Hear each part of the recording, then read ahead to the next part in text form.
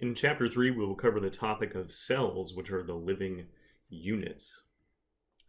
Now, the cell is the structural and functional unit of life.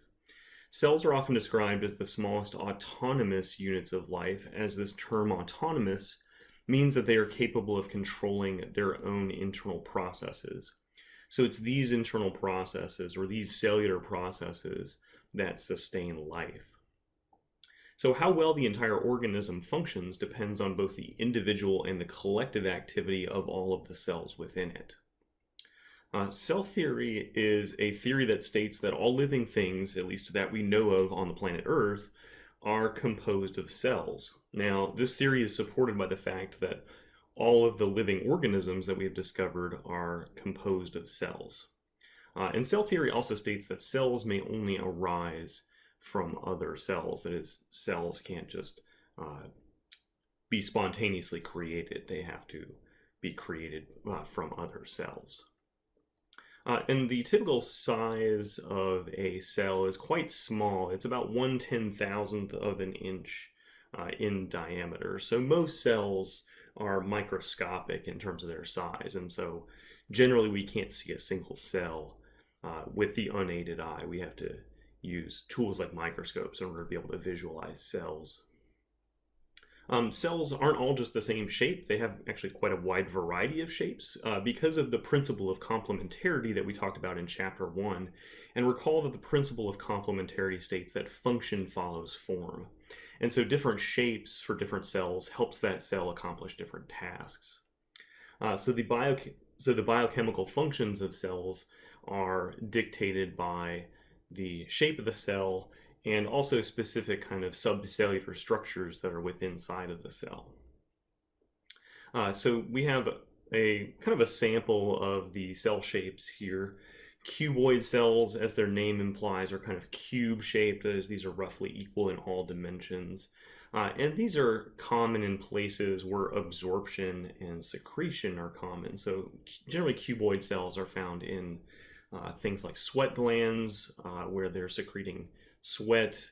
They're found in the kidney, where they're absorbing water, as well as other nutrients from the filtrate that will eventually become urine. So essentially the kidney works to reclaim things so that they are not lost to the urine. Columnar cells are tall column-shaped cells.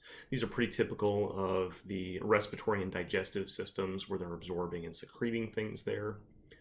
You have these kind of disc-shaped cells that's characteristic of red blood cells, so it's kind of a donut-shaped cell with a little dimple in the middle of it. It turns out that that disc shape is really ideal for maximizing the surface area of these cells, which is important in red blood cells because they carry oxygen. And so having the most surface area in that cell is highly beneficial to carrying oxygen. We have stellate cells, which stellate just means star-shaped, and so these are characteristic of nervous system cells, the neurons of the nervous system. So they tend to be star-shaped and have these long branching processes that emerge from it that help this cell communicate with other cells around it. We have fusiform cells, which is basically a long cylinder-shaped cell that kind of tapers at both ends, and so these are characteristic of things like muscle cells. This is actually a small image of some skeletal muscle cells right here. And squamous cells are a flattened type cell, and these are characteristic of things like the skin. So our epidermis, the epidermis of our skin, is made of a cell type called a squamous cell, and these are flattened cell types that mostly aid in protection. So you can see we have a variety of cells with a variety of functions as well. There's approximately 250 cell types, so this is a representative of some of those cells, but as you can see, it doesn't even come close to encompassing all the types of cells that we see in the body, but it gives you a good idea of the diversity of the cells. So we do have about 250 different cell types. That is, they have a variety of shapes and functions to accomplish different tasks within the body. So let's get back to a general cell. Like, let's just look at, for example, a generalized cell type. So rather than reviewing every single type of cell, let's look at the structures that are common to most cells within the body. So let's look for a second here at cellular components, or basic cellular components. Cells generally have three components. They generally have a nucleus. The nucleus contains the DNA of the cell, and generally the nucleus also controls all of the other processes that are going on within the cell. So the nucleus kind of manages and regulates what's going on with all of the other structures inside of the cell. Now, most cells in our body have a nucleus, some do not, and we will talk about those cell types as we get to them. But in general, most cells will have a nucleus. Cells will also have a material called cytosol within them and structures called organelles.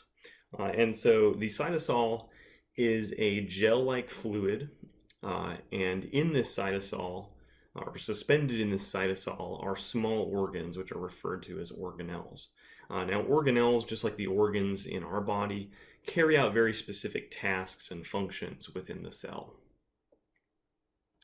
And last but not least, the third of our cellular components here is actually the external covering of the cell, or the external boundary of the cell, which is referred to as the plasma membrane. And all cells have a plasma membrane. It's a lipid-containing barrier that completely surrounds the entire cell. And the plasma membrane functions to separate the internal environment of the cell from the exterior environment.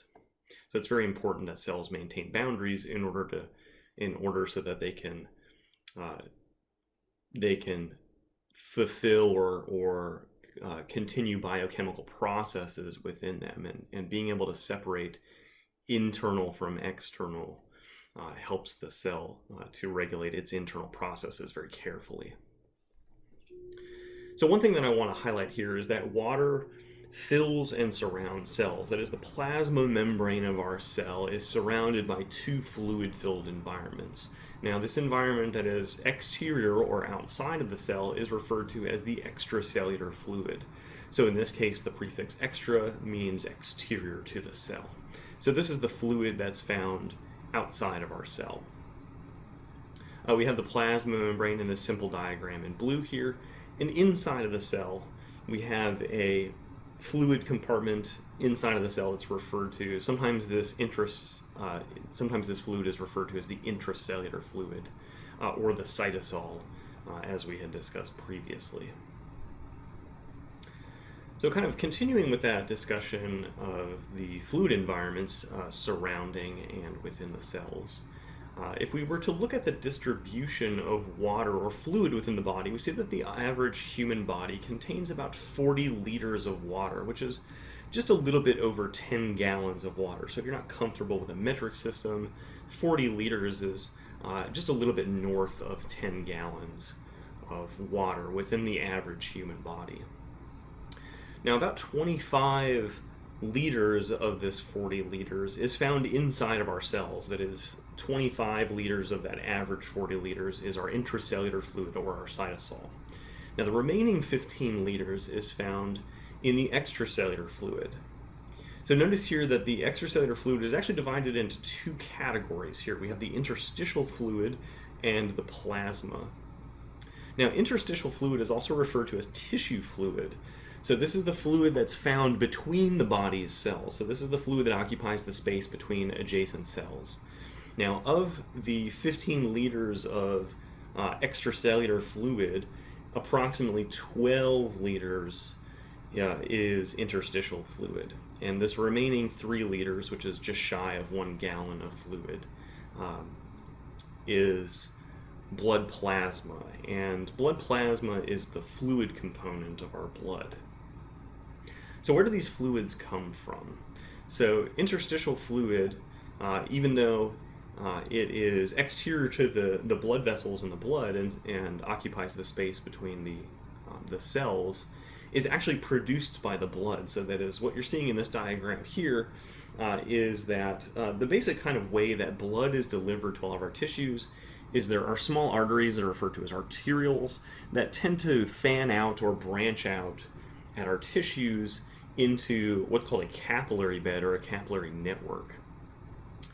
And blood is, as the heart pumps, blood is pushed through the arterioles into these capillary networks, And what happens is that blood pressure within the capillaries causes fluid or blood fluid to be pushed out from the blood across the capillary walls, and that fluid then fills and occupies the space between our cells. So notice in this process that no blood cells are coming out, but the fluid is small enough to be squeezed out of the capillaries across the capillary walls, and then that fluid will occupy the space between our cells and our tissues. Eventually what will happen is it will drain back into the ends of those capillary beds and leave the capillary beds through small veins called venules to be returned to the heart. So even though interstitial fluid is exterior to the blood and exterior to our cells, it's still produced by our blood. Now there's also a fluid that surrounds the brain and the spinal cord that's referred to as the cerebrospinal fluid. So cerebrospinal fluid is actually a type of interstitial or tissue fluid that is produced by small capillary clusters within the brain called choroid plexuses.